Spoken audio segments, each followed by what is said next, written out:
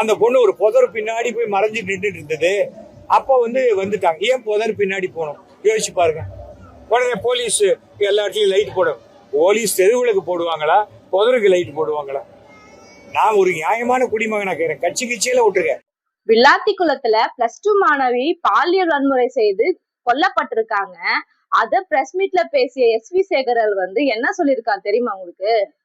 அத நல்லபடியா பேசியிருக்க மாட்டாருன்னு தெரியும். ஏன்னா அவர் ஏற்கனவே பத்திரிகை பெண்களை பத்தி இழிவா பேசி வழக்கு மன்றம் வரைக்கும் போனவர் தான் அவரு.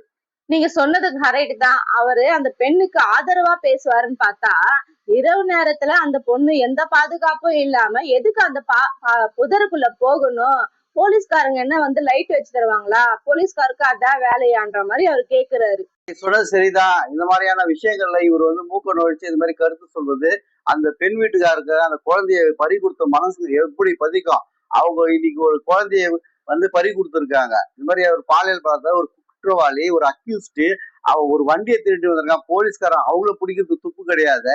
அவன் உடனே அந்த வண்டியை தேடி கண்டுபிடிச்சிருந்தாலும் உடனே அந்த குற்றவாளி இது பண்ணிருக்கலாம். அந்த குற்றவாளி ஏறின ஒரு மூதாட்டியை செயின் அறுத்து அவளை பாலியல் பலாத்காரம் பண்ணி ஆயுள் தண்டனை கைதி. அது ஒரு கைதி எங்க போறான்றது கூட காவல்துறை கண்காணிக்காம காவல்துறை லைட்டு போடுமா, நொண்ணு போடுமா, நொட்டு போடுமா, இது தேவையா இருக்கு? இதெல்லாம் மாதிரியா பேசிட்டு இருப்பாங்க. ஒரு குழந்தைய பறி கொடுத்துருக்காங்க. கிராமங்கள்ல காட்டு வழியா இது மாதிரி போறதெல்லாம் இயல்பான ஒரு விஷயம்தான். இதெல்லாம் ஒரு குற்றமா இது? இவர் சொல்றது லைட்டு போடுவாங்க, அது போடுவாங்களான்னு கேக்குறாரு. இது மாதிரி SV சேகர் இது மாதிரியான விஷயங்கள்ல உங்க சாதாரண புத்தியை அங்க திணிக்காதீங்க. பெண்களுடைய பாதுகாப்புக்கு எல்லாமே உறுதுணையா இருக்கணும். ஒவ்வொரு ஆணும் உறுதுணையா இருக்கணும். இந்த மாதிரியான அக்யூஸ்டுகள்லாம் காவல்துறை விடவே கூடாது. இவங்களை கண்டிப்பாக இரும்பு கரம் கொண்டு ஒதுக்கணும். இது மாதிரி நீங்க வெளியே வந்தா அவங்கள காவல்துறை கண்காணிக்கணும். இந்த மாதிரியான ஒரு அக்யூஸ்டா இருக்கவன் ஏற்கனவே ஒரு மூதாட்டிய ஆயுள் தண்டனை கைதியா இருந்து இது மாதிரி வரவங்கலாம் கண்காணிக்கணும்.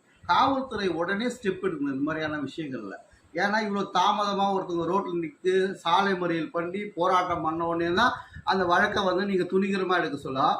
அந்த பெண் வீட்டுக்காரங்க ஒரு நீதியை கேட்க சொல்லி அவங்க போராடுறாங்க. இது மாதிரியான சம்பவம் வேறு எந்த பெண்ணுக்கும் நடக்கக்கூடாது, இந்த மாதிரியான குற்றவாளிகளை வெளியில் இருக்கக்கூடாது, அவங்கள உடனே அரெஸ்ட் பண்ணுன்றாங்க.